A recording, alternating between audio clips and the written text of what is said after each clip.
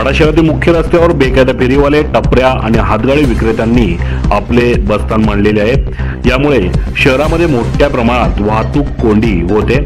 या वाहतूक कोंडीमुळे सर्वसामान्य नागरिक आणि कामगार आता त्रस्त झालेले आहेत। यामुळे या बेकायदा फेरीवाल्यांना, हातगाडी, टपरी आदींवर वाडा नगरपंचायत PWD यांनी कारवाई करावी अशी मागणी नागरिकांकडून होते। वाडा नगरपंचायत हद्दीत बस स्टँड परिसर, बस स्टँड ते खंडेश्वरी नाका, PG हायस्कूल रोड या परिसरातील भागामध्ये बेकायदा फेरीवाले, हातगाडी आणि टपरी व्यावसायिकांनी आपले बस्तान मांडलेले आहे। यासाठी मुख्य रस्ते, अंतर्गत गल्ल्या आणि पदपथावर मोठ्या प्रमाणात अतिक्रमण केले जाते। रस्त्यावर अतिक्रमणामुळे मोठ्या प्रमाणात वाहतूक कोंडी होत असल्याने प्रवासी, कामगार आणि सर्वसामान्यांना गर्दीतून वाट काढावी लागत आहे। विशेष करून संध्याकाळच्या वेळेस भाजी विक्रेते मुख्य रस्त्यावर बसत असल्याने परिणामी अपघाताची सुद्धा शक्यता यामुळे वर्तवण्यात येते। मागील काही दिवसांपूर्वी वाडा नगरपंचायतकडून रस्त्यावरील अनधिकृत हातगाडी आणि टपऱ्यांवर कारवाईचा बडगा उचलल्याने परिसरातील रस्त्यांनी मोकळा श्वास घेतला होता।